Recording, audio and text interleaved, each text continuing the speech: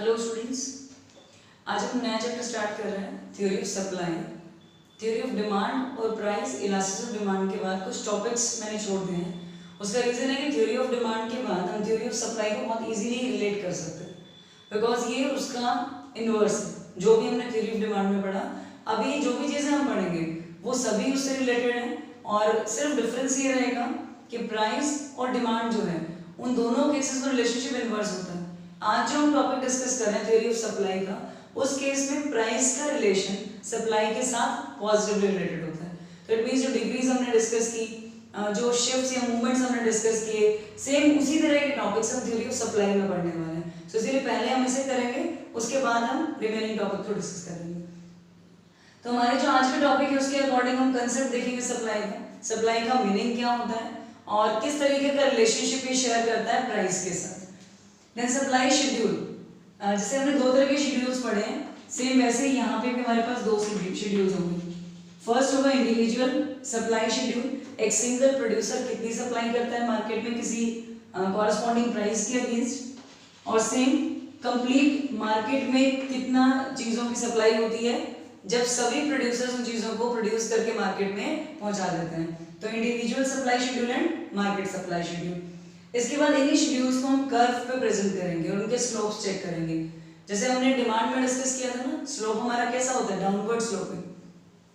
क्या रीजन होता है कि डिमांड का स्लोप हमेशा डाउनवर्ड स्लोपिंग होता है? क्योंकि आपका जो डीडी कर्व है वो हमेशा किसके कॉरस्पॉन्डिंग रिस्पॉन्ड करता है, आपके प्राइसेस के अकॉर्डिंग। तो प्राइसेस जब इंक्रीज होते हैं तो हमारी डिमांड क्या हो जाती है, डिक्रीज, और ऐसे ही अगर आपका प्राइस डिक्रीज होगा तो आपकी डिमांड इंक्रीज हो जाएगी। इट मींस रिलेशनशिप कैसा हो गया, इनवर्स हो गया। अब इन केस ऑफ सप्लाई क्या डिफरेंस होगा, सप्लाई के केसेस में आपका सप्लाई कर्व जाएगा अपवर्ड स्लोप, बिकॉज जब भी हम प्रोडक्शन करते हैं तो मोटिव क्या होता है, प्रॉफिट मैक्सिमाइजेशन, और प्रॉफिट्स कब मैक्सिमाइज होंगे, जब ज्यादा चीजों को सप्लाई करोगे। तो जिस केस में प्राइसेस हाई होते हैं सप्लाई भी इंक्रीज होती है, और जब प्राइसेस आपके डिक्रीज होते हैं तो सप्लाई भी डिक्रीज होती है। इट मींस दोनों के बीच में रिलेशनशिप कैसा हो गया, पॉजिटिव रिलेशन। तो ये हम डिस्कस करेंगे सप्लाई कर्व और उसके स्लोप में। लास्ट पॉइंट आज का हमारा सप्लाई फंक्शन क्या होता है, मींस कौन कौन से डिटर्मिनेंट्स हैं जो अफेक्ट करते हैं आपकी सप्लाई को, प्रोड्यूसर की सप्लाई को। तो इट मींस इस केस में आज हम एज अ प्रोड्यूसर चीजों को प्लान करेंगे। अभी तक हमने जो टॉपिक्स किए उसमें एज अ कंज्यूमर बिहेव कर रहे थे। आज के टॉपिक के अकॉर्डिंग आपको ये अज्यूम करना है कि हम एक प्रोड्यूसर हैं और मार्केट में हम चीज़ों की सप्लाई कर रहे हैं, और किस तरीके से हमें उससे प्रॉफिट्स अर्न होने, और कौन कौन से ऐसे पॉइंट्स हैं जो सप्लाई को इंक्रीज या डिक्रीज करने में हमें हेल्पफुल है, उन्हीं को हम डिटर्मिनेंट्स में डाल देंगे, और वही हमारा कलेक्टिवली सप्लाई फंक्शन हो जाता है। तो मीनिंग से स्टार्ट करते हैं। सबसे पहले concept of supply.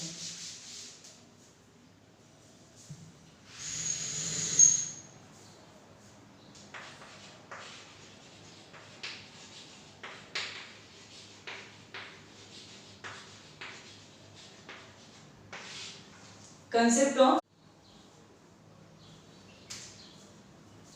So first topic हम डिस्कस करते हैं concept of supply. Concept of supply means the various amounts of commodity that the producers are willing to sell at different possible prices. तो जैसे हम क्वांटिटी डिमांड में तीन चीजों को रिलेट करके उसे डेफिनेशन में कन्वर्ट करते हैं, सेम उसी वे में हम यहाँ पे भी इसे ऐसे रिलेट करेंगे। The first point is various amount of a commodity. It means किसी भी पर्टिकुलर गुड के डिफरेंट जो क्वांटिटीज हैं या उनके जो अमाउंट्स हैं उनको एक प्रोड्यूसर विलिंग है सेल करने के मार्केट में, और किस चीज पे विलिंग होना चाहिए वो, डिफरेंट पॉसिबल प्राइसेस।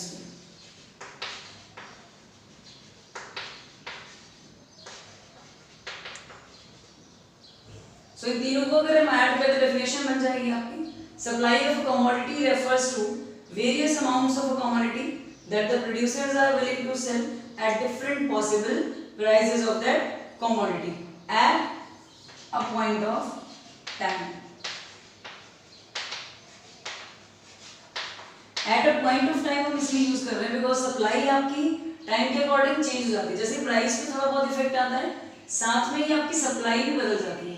तो हम यहाँ पे बात कर रहे हैं eight a point of time की कि एक प्रोड्यूसर कितने डिफरेंट क्वांटिटीज की कमोडिटीज को सेल करने के लिए रेडी है, विलिंग है डिफरेंट पॉसिबल प्राइसेस पे।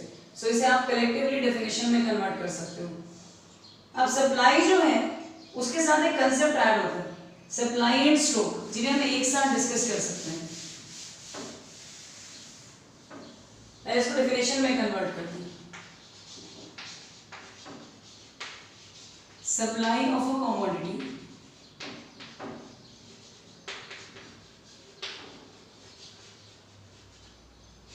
refers to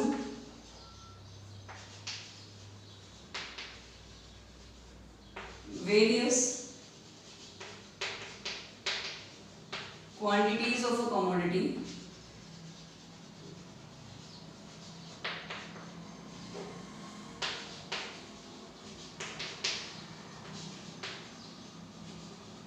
that the producers are willing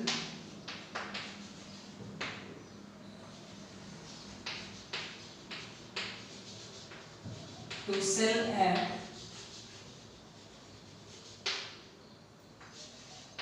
different possible prices of the commodity at a point of time.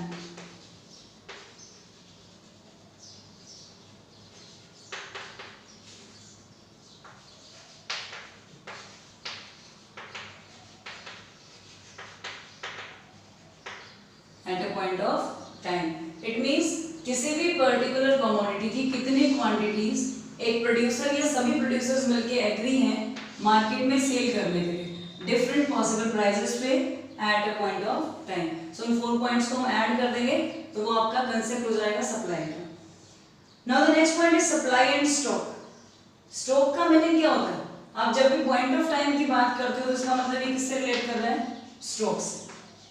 For example हम पर्टिकुलर डेट या पर्टिकुलर आवर्स के बारे में बात कर रहे हैं तो वो पॉइंट ऑफ टाइम है कि इस दिन पे आपने इतनी सप्लाई की, it means that is stock of that, वो उस दिन का स्टॉक था जो सप्लाई में कन्वर्ट कर दिया गया।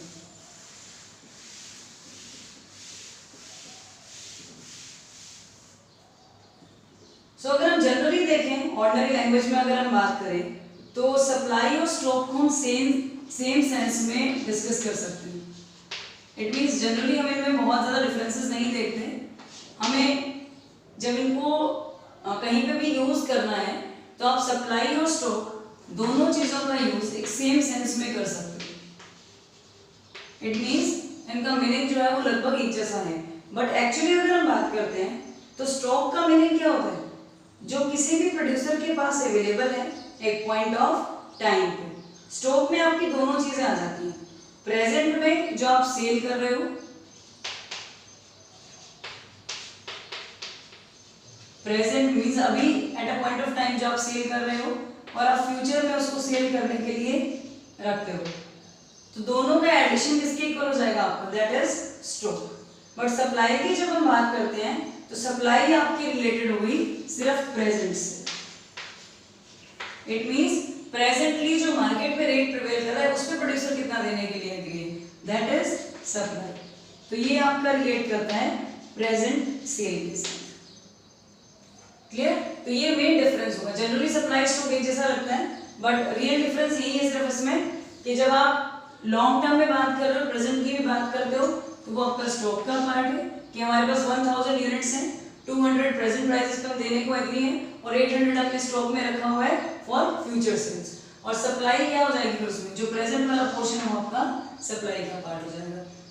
इट मींस सप्लाई एक तरीके से स्टॉक का पार्ट है। स्टॉक एक ब्रॉड कंसेप्ट है, वाइडर कंसेप्ट है, और आपकी सप्लाई जो है वो एक ब्रॉड कंसेप्ट है। अब आता है हमारे पास next point, supply and quantity supply. जैसे हमने डिमांड में भी 2 पॉइंट्स किए थे, demand and quantity demanded, same वैसे हम यहाँ पे पढ़ेंगे सप्लाई एंड क्वांटिटी सप्लाई। तो सबसे पहले सप्लाई जो अभी हमने एक पॉइंट लिया और इसका डिफरेंस देखते हैं सप्लाई के साथ।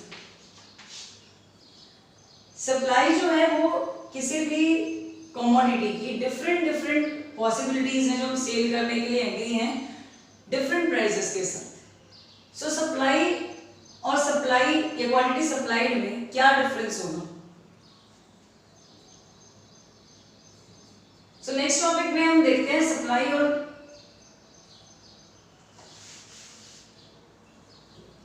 हम देखते हैं next point supply and quantity supplied.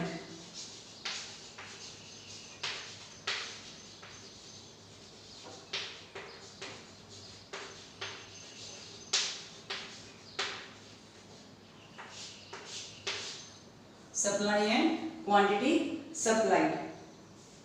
So इस केस में मेन डिफरेंस क्या रहेगा। सप्लाई का मीनिंग क्या होता है, इसको शेड्यूल के अकॉर्डिंग समझते हैं।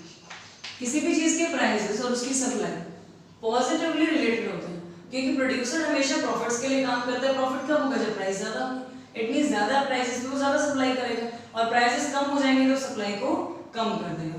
सो इट मींस अगर आपके प्राइस 5 से 10 हो जाते हैं तो आपकी सप्लाई भी 5 से 10 हो जाएगी। फॉर एग्जांपल हम ये यूनिट्स में ले रहे हैं, हमारे प्राइसेस हो गए, तो दोनों चीजें कैसे रिलेट कर रही है, पॉजिटिवली।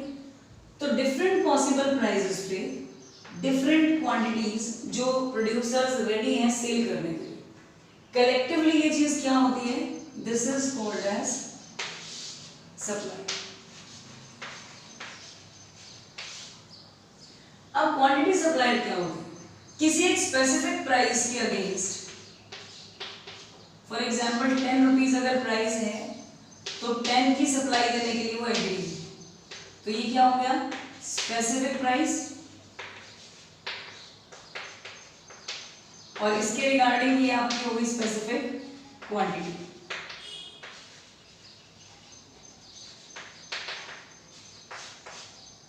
सो इट मींस जब आप ओवरऑल बात कर रहे हो डिफरेंट पॉसिबल प्राइसेस की, डिफरेंट पॉसिबल क्वांटिटीज की जो सेल करने के लिए वो रेडी है, सो वो कलेक्टिवली क्या है, आपकी सप्लाई है। बट जब एक प्रोड्यूसर किसी पर्टिकुलर स्पेसिफिक प्राइस के अगेंस्ट स्पेसिफिक क्वांटिटी को सप्लाई करने के लिए एग्री हो जाता है, तो वो किस में कन्वर्ट हो जाती है, क्वांटिटी सप्लाइड में कन्वर्ट हो जाती है। यही सेम डिफरेंस हमने किया था डिमांड और क्वांटिटी डिमांडेड में, तो वैसे ही हम इसको यहाँ शेड्यूल की हेल्प से इजीली समझ सकते हैं। अब इसकी डेफिनेशन देखते हैं। Supply refers to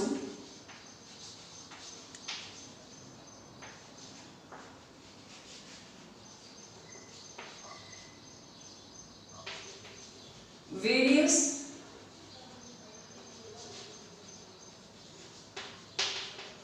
quantities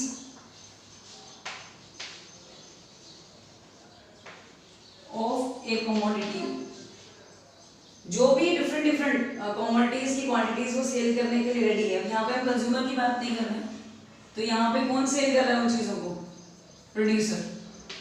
so which a producer is willing to sell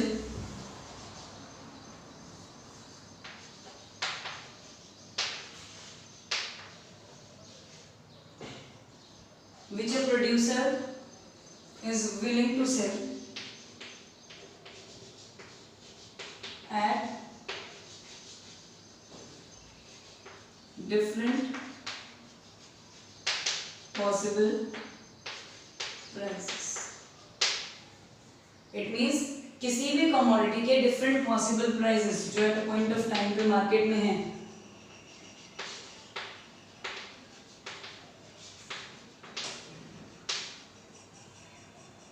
सो उन डिफरेंट पॉसिबल प्राइसेस पे कितनी वेरियस क्वांटिटीज कोई भी प्रोड्यूसर विलिंग है सेल करने के लिए, सो वो क्या हो जाएगी, आपकी सप्लाई। अब क्वांटिटी सप्लाई में हम क्या मेंशन कर देंगे, that refers to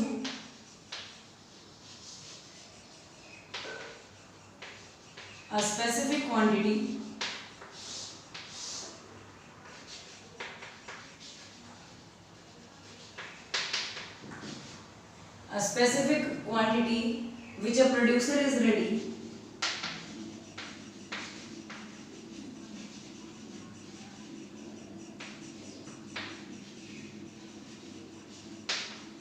ready to sell at a specific price।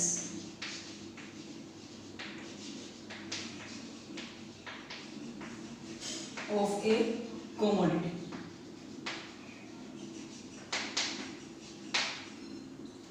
So main difference क्या होगा, इसमें सभी डिफरेंट क्वांटिटीज होगी जो प्रोड्यूसर विलिंग है डिफरेंट पॉसिबल प्राइसेस पे सेल करने के लिए, और क्वांटिटी सप्लाइड में स्पेसिफिक क्वांटिटी है और स्पेसिफिक प्राइस है, और एक प्रोड्यूसर रेडी है सेल करने के लिए। सो वो आपकी हो जाएगी क्वांटिटी सप्लाइड।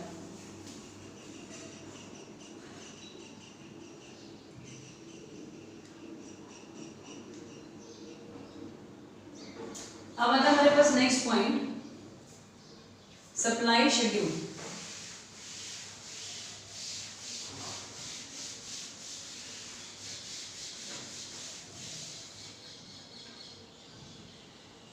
सप्लाई शेड्यूल एक तरीके से टेबल है जो क्या शो करता है, डिफरेंट क्वांटिटीज जो कमोडिटी की ऑफर की जा रही है सेल करने के लिए, उन सभी को शो करता है।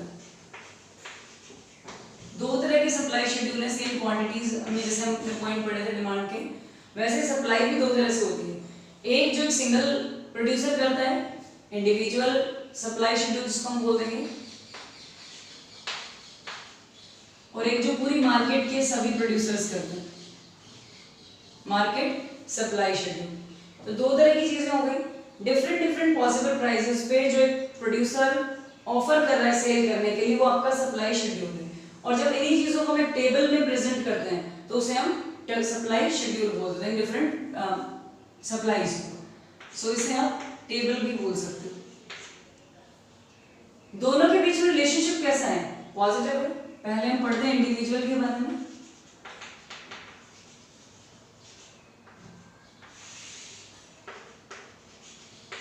Individual supply schedule. Individual supply schedule का मीनिंग है जिस केस में सप्लाई एक इंडिविजुअल प्रोड्यूसर की हो रही है, it means it refers to supply schedule of an individual producer. It refers to supply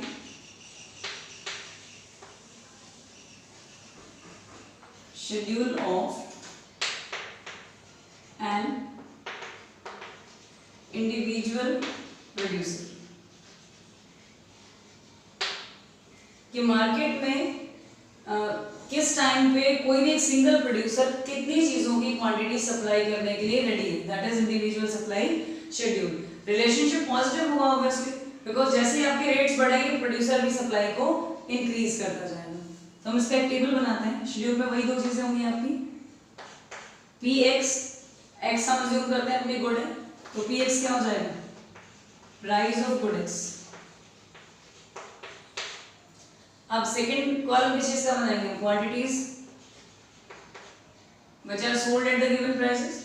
जो भी वो सेल कर रहे हैं ये आपका रुपीस में हो जाएगा और ये आपकी यूनिट्स में हो जाएगा। सो जैसे ही आपका प्राइस बढ़ेगा क्वांटिटी सप्लाइड भी इंक्रीज होगी। फॉर एग्जांपल हमारा प्राइस है 5, then 10, 15 और 20, तो हर केस में प्राइस क्या हो रहा है, इंक्रीज हो रहा है। सो इसके साथ साथ सबसे पहले क्या होगा, हो सकता है एक ऐसा प्राइस हो जहां पे प्रोड्यूसर रेडी है ही नहीं सेल करने के लिए, क्योंकि वो जो पॉइंट है वो जीरो लेवल से स्टार्ट हो रहा है, या फिर उसको इतना कम प्राइस मिल रहा है कि मार्केट में सप्लाई नहीं देना चाहता। तो हो सकता है उस टाइम पे सप्लाई उसकी जीरो भी हो जाए। जरूरी नहीं है कि वो हमेशा सप्लाई करेगा ही, प्रोड्यूसर पे डिपेंड करेगा कि उसको अगर प्रॉफिट्स होंगे तो ही वो सप्लाई को स्टार्ट करेगा। सो नेक्स्ट केस में जब उसकी प्राइसेस बढ़े तो सप्लाई इंक्रीज होगी, प्राइस और बढ़े तो उसने सप्लाई बढ़ा दी और वो कंटिन्यूअसली बढ़ती जाएगी। इट मींस दोनों के बीच में रिलेशनशिप कैसा हो जाएगा, पॉजिटिव रिलेशनशिप। सो अब इसी के बेसिस पे हम क्या फ्रेम कर सकते हैं या प्लॉट कर सकते हैं इसका ग्राफ, जो कि आपका सप्लाई शेड्यूल का ग्राफ होगा। सो पहले हम इसको टेबल को एक साइड पे आप प्लॉट करके रखना, उसके बाद हम इसका ग्राफ बनाते हैं।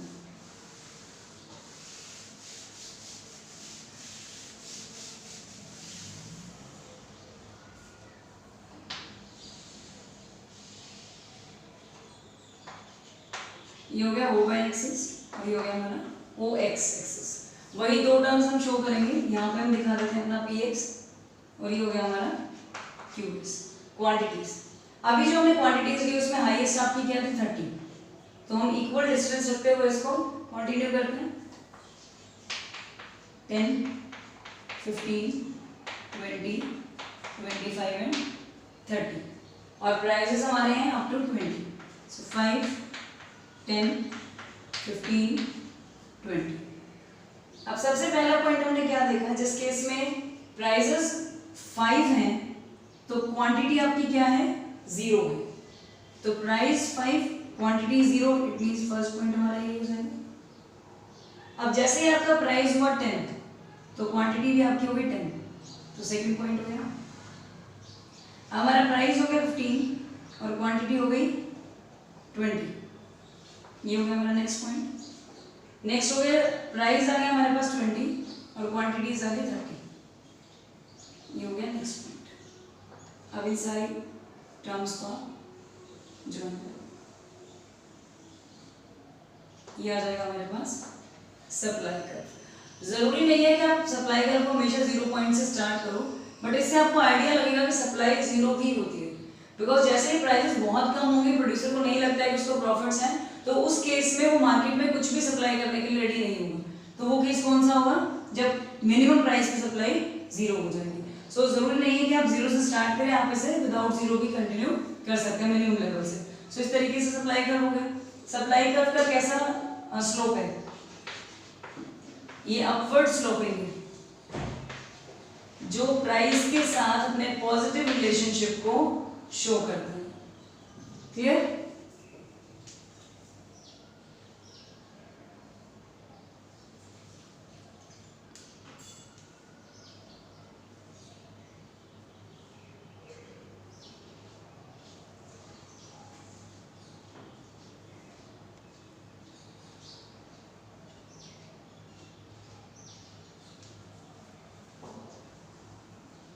हम इसे डिफाइन कर सकते हैं थियोरेटिकली।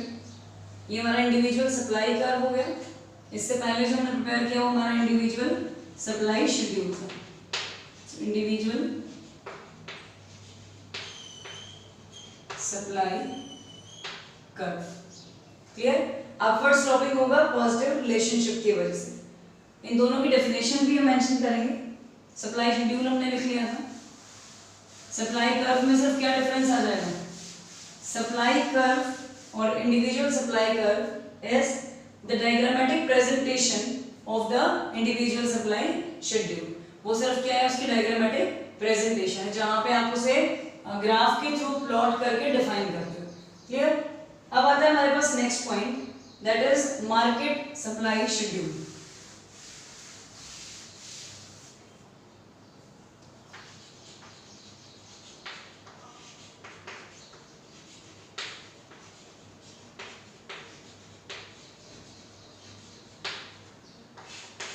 मार्केट सप्लाई शेड्यूल का क्या मीनिंग है, इसमें मेन डिफरेंस क्या रहेगा? उस केस में हमने पढ़ा एक सिंगल इंडिविजुअल कंज्यूमर और सॉरी प्रोड्यूसर कितना सेल करने के लिए रेडी है। इस केस में हम क्या डिस्कस करेंगे कि सभी प्रोड्यूसर्स मिलकर मार्केट में कितनी सप्लाई करने के लिए रेडी हैं। So it refers to supply schedule, it refers to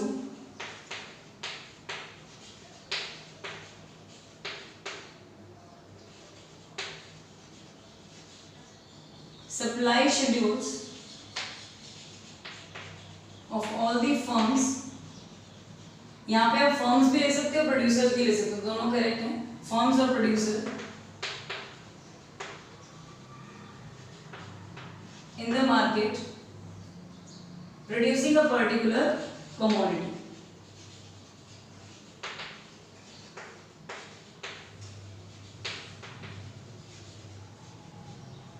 particular commodity.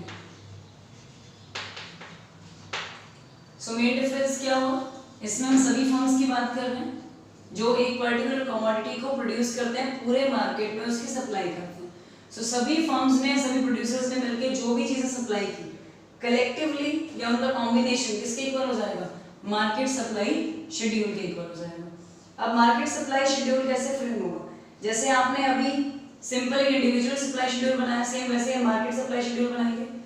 Difference सिर्फ क्या हो जाएगा, मार्केट सप्लाई शेड्यूल वही आपके प्राइसेस होंगे, कोई भी एक्सपोर्ट जो हम अज्यूम कर रहे हैं। फिर हम लेते हैं क्वांटिटीज ऑफ एक्स, ये हमारी फर्म ए है जो मार्केट में सप्लाई कर रही है। फिर हम लेते हैं quantities of X by firm B,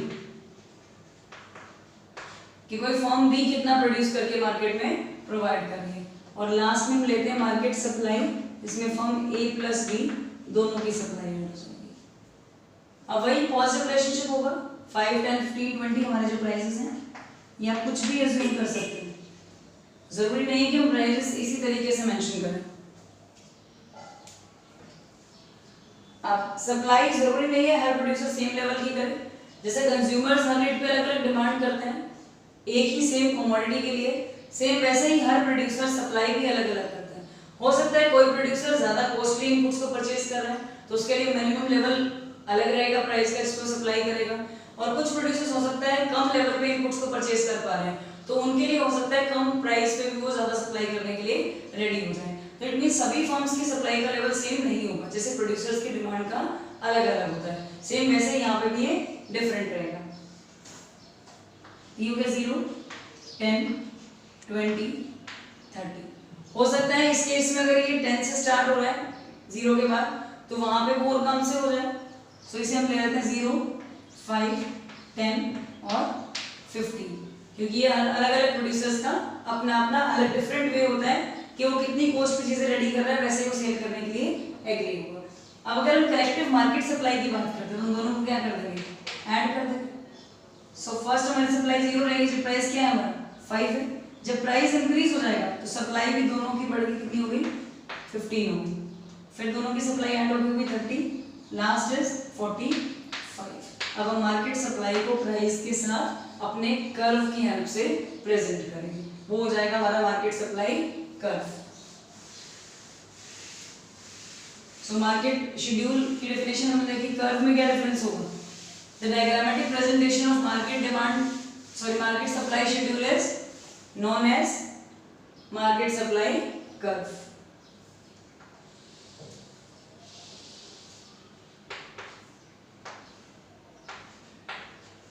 ये हमारे प्राइसेस हो गए और ये आ गई हमारी क्वांटिटी सप्लाइड जो मार्केट में देने के लिए एग्री है। हाईएस्ट जो मार्केट सप्लाई है 45 है,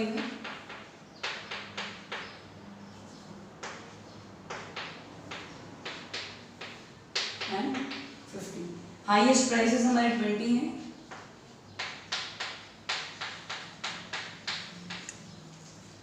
सबसे पहले देखो प्राइस 5 है तो हम कितना सेल कर रहे हैं, सभी प्रोड्यूसर्स कितना सेल कर रहे हैं 0, तो 5 प्राइस के फर्स्ट पॉइंट हमारा यही हो जाए, जिसपे कोई सप्लाई नहीं है बिकॉज यहाँ पे प्रोड्यूसर्स को प्रॉफिट्स नहीं है तो वो सप्लाई नहीं करेंगे।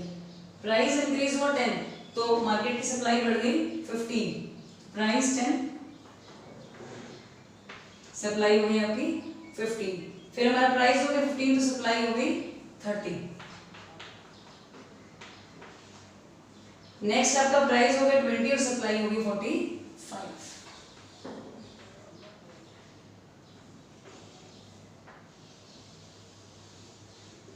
ये हो गया हमारा सप्लाई कर्व। सो इसे हम क्या बोल देंगे, मार्केट सप्लाई कर्व, जो आपकी मार्केट सप्लाई शेड्यूल का डायग्रामेटिक प्रेजेंटेशन है।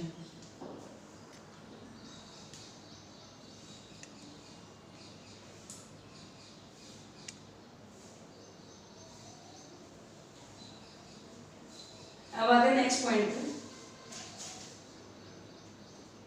कि इसका स्लोप कैसा होता है दोनों केसेस में। जब भी हम एक्चुअली जो स्लोप है नॉर्मली सप्लाई का, ये हम यहाँ पे देख सकते हैं, ये पॉजिटिवली रिलेशनशिप को दिखा रहा है कि जितनी बार आपका प्राइस बढ़ता जाएगा उतनी ही ज्यादा आपकी क्वांटिटी सप्लाइड भी इंक्रीज हो जाएगी। और इसका सीधा सा रीजन है कि प्रोड्यूसर्स प्रॉफिट के लिए काम करते हैं, प्रॉफिट ज्यादा सेल पे होगा, ज्यादा सेल पे और ज्यादा प्राइसेस की सेल पे होगा, अदरवाइज नहीं होगा। So supply curve normally upward ही होगी पॉजिटिव रिलेशनशिप को दिखाने के कारण। और इस केस में जो स्लोप है वो क्या शो करता है, एक रेशियो दिखाएगा, change in price and change in quantity supply. Means demand में आप किसके रिगार्डिंग देखते हो चेंज, डिमांड में भी हम लोग प्राइस के रिगार्डिंग ही देखते हैं। इस केस में सेम ऐसे हम सप्लाई में slope of supply curve price के रिगार्डिंग ही देखेंगे इसको। एक पॉइंट जो हमें याद रखना है कि यहाँ पे पॉजिटिव रिलेशनशिप है प्राइस और सप्लाई के बीच में।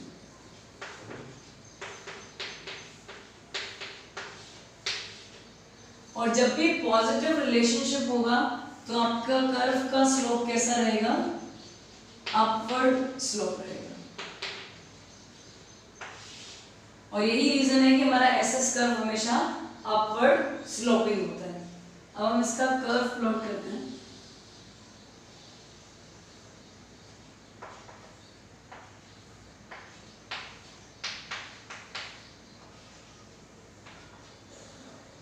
किसी भी कमोडिटी की कितनी सप्लाई हुई और कितना उसका प्राइस बढ़ा।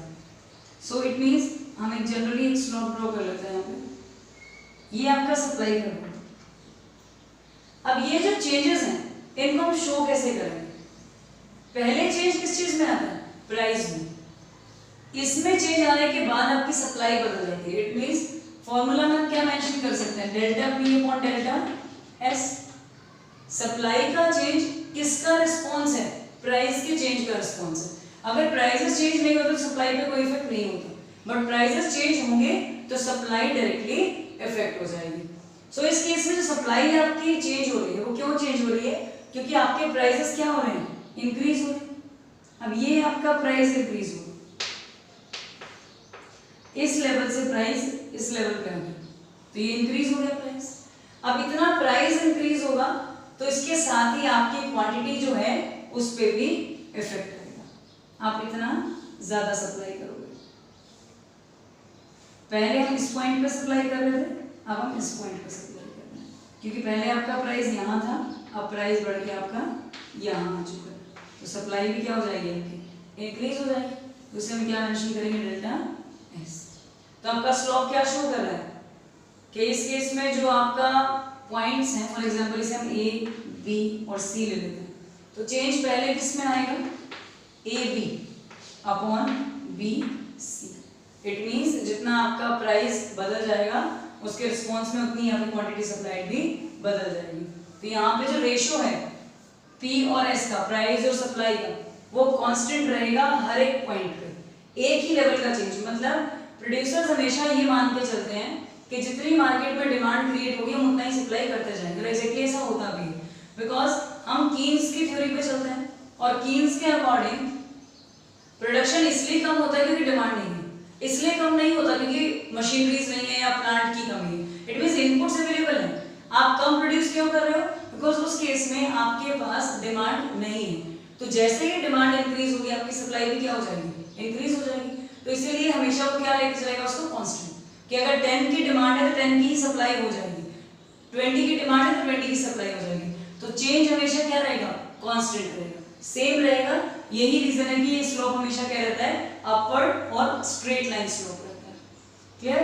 अब आता है next point, supply function.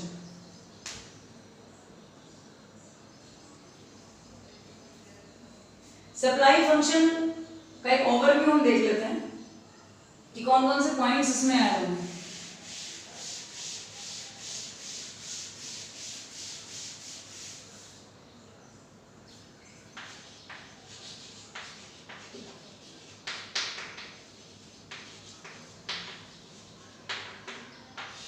Supply function का मीनिंग क्या होगा? सप्लाई फंक्शन या डिटरमिनेंट जिन्हें हम कहते हैं, ये एक फंक्शनल रिलेशनशिप को शो करता है किन दो चीजों के बीच में? सप्लाई और उसके वेरियस डिटरमिनेंट्स के बीच में। इट मींस जो भी मार्केट में चीजें सप्लाई की जाएंगी और जो उसके डिटरमिनेंट्स हैं, जो उसे इफेक्ट करते हैं पॉजिटिवली या नेगेटिवली, कम कर देते हैं सप्लाई को या ज्यादा कर देते हैं, तो इन दोनों के बीच में जो फंक्शनल रिलेशनशिप है कि कैसे फंक्शन करते हैं, कैसे एक दूसरे से रिलेटेड हैं या एक दूसरे को चेंज कर देते हैं, उसी फंक्शनल रिलेशनशिप को शो करता है supply function. Clear? So supply function studies the functional relationship between supply of a commodity and its various determinants. यही इसका मीनिंग होगा। अब जो सप्लाई है किसी भी कमोडिटी की, मेनली किन चीजों पर डिपेंड करती है? सबसे पहला इफेक्ट आता है खुद के प्राइस का। सो इसे हम कैसे मेंशन करेंगे? सप्लाई ऑफ गुड एक्स, कोई भी एक्स गुड जो हम अज्यूम कर रहे हैं, हम इसका फंक्शन लेंगे। जैसे डिमांड पे सबसे पहला इफेक्ट किस चीज का आता है? खुद के प्राइस का आता है। सेम वैसे ही सप्लाई पर सबसे पहला इफेक्ट किस चीज का आ जाएगा, किसी भी कमोडिटी का अपना प्राइस कम या ज्यादा हो जाना। फॉर एग्जाम्पल मार्केट में एप्पल की सप्लाई कितनी इंक्रीज होगी, किस चीज पे डिपेंड करेगा, एप्पल के प्राइसेस पे डिपेंड करेगा। It means first effect supply पे किस चीज का आ रहा है, ओन प्राइसेस का, तो पीएक्स ओन प्राइस को डिनोट करता है। अब सेकेंड इफेक्ट किस चीज का आएगा इस पे, जो भी रिलेटेड गुड्स हैं उनकी प्राइसेस में क्या डिफरेंस आ रहा है। जैसे टी और कॉफी का एग्जांपल जो हमने पढ़ा था, फॉर एग्जांपल हम लोग प्रेजेंटली बात कर रहे हैं कॉफी की सप्लाई की, तो अगर टी के प्राइसेस बढ़ जाते हैं तो कॉफी की सप्लाई बढ़ेगी, क्योंकि टी को फिर लोग कम खरीदेंगे और इसकी सप्लाई बढ़ा दी जाएगी कॉफी, और टी के प्राइसेस अगर कम हो जाते हैं तो कॉफी की सप्लाई कम हो जाएगी। इट मींस दूसरी चीज का इफेक्ट भी इस पे आ रहा है, प्रेजेंट गुड की सप्लाई पे आ रहा है, तो इसे हम बोलते हैं price of related goods. Related में दोनों चीजें आ जाएंगी, सब्स्टिट्यूट का एग्जांपल है कार एंड पेट्रोल वाला, हमारा किस में आ जाएगा, कॉम्प्लीमेंट्री में आ जाएगा। तो दोनों तरह के गुड्स में, चाहे वो कॉम्प्लीमेंट्री हो या वो सब्स्टिट्यूट्स हो, जब भी कोई चेंज आएगा तो आपकी प्रेजेंट गुड की जो सप्लाई है उस पर डायरेक्टली इफेक्ट आ जाएगा। अब आता है हमारे पास third point,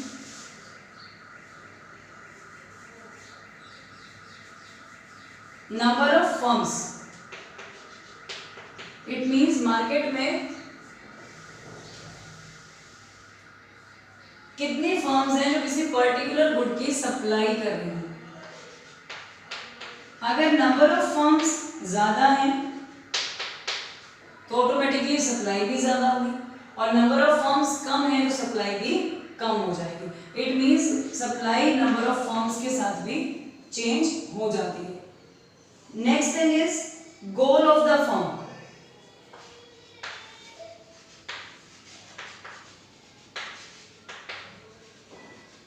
goal of the firm, it means अगर आपकी फर्म का गोल है सेल्स मैक्सिमाइज करना तो आप सप्लाई को बढ़ा दोगे, प्राइसेस पे कम इफेक्ट होगा तो भी। बट अगर आपका मेन एम है कि आपको प्रॉफिट मैक्सिमाइज करना है तो उस केस में आप कम प्राइस पे सेल को नहीं बढ़ाओगे तो सप्लाई कम हो जाएगी। इट मींस आपके गोल पे भी डिपेंड करेगा कि सप्लाई इंक्रीज होगी या डिक्रीज होगी। नेक्स्ट पॉइंट आता है price of factors of production. जो भी इनपुट्स आप यूज करते हो प्रोडक्शन को करने के लिए, जैसे लैंड, लेबर, कैपिटल एक्सेट्रा, जो भी हम परचेज करके लाते हैं जिसकी हेल्प से आप आउटपुट कैलकुलेट करने वाले हो, अगर इन सभी चीजों का प्राइस ज्यादा है तो सप्लाई हो जाएगी कम।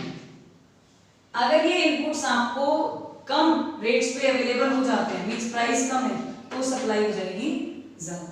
इट मींस प्राइस का इफेक्ट डायरेक्टली सप्लाई पे आएगा, जो फैक्टर्स ऑफ प्रोडक्शन से रिलेट करते हैं। नेक्स्ट पॉइंट आता है स्टेट ऑफ टेक्नोलॉजी, जिसे हम टी से मेंशन कर देंगे। अगर आप बेटर टेक्नोलॉजी का यूज कर रहे हो तो आपकी सप्लाई ज्यादा होगी, क्योंकि वो कम कॉस्टली है, कॉस्टली है बट आपको ज्यादा प्रोडक्शन करने में हेल्प कर रही है, सो इट मींस सप्लाई बढ़ गई। और अगर ऐसा नहीं है तो आपकी सप्लाई कम हो जाएगी। नेक्स्ट आता है एक्सपेक्टेड फ्यूचर प्राइसेस। अगर हमें लगता है कि आने वाले टाइम पीरियड में किसी भी चीज के प्राइसेस एकदम से बढ़ने वाले हैं तो प्रेजेंट की सप्लाई को हम कम कर देंगे, और अगर हमें लगता है कि आने वाले टाइम पे प्राइसेस कम होने वाले हैं तो प्रेजेंटली हम सप्लाई को बढ़ा देंगे। और लास्ट पॉइंट आता है गवर्नमेंट की पॉलिसीज। इट मींस अगर टैक्सेशन और सब्सिडी जो पॉलिसीज गवर्नमेंट बनाती है वो डायरेक्टली इंपैक्ट करती है। अगर टैक्स बढ़ता है तो गवर्नमेंट प्रोड्यूसर सप्लाई को कम कर देंगे, बिकॉज टैक्सेस ज्यादा देने का मतलब है प्रॉफिट्स का कम हो जाना, तो सप्लाई भी कम हो जाएगी, और टैक्सेस अगर कम हो जाएंगे तो सप्लाई भी इंक्रीज हो जाएगी। सो इट मींस ओवरऑल ये सभी फैक्टर्स हैं जो डिटर्मिनेंट्स हैं और सप्लाई फंक्शन को शो करते हैं। सो इतना टॉपिक आज आपको करना है, नेक्स्ट टॉपिक हम डिस्कस करेंगे अपने नेक्स्ट लेक्चर में।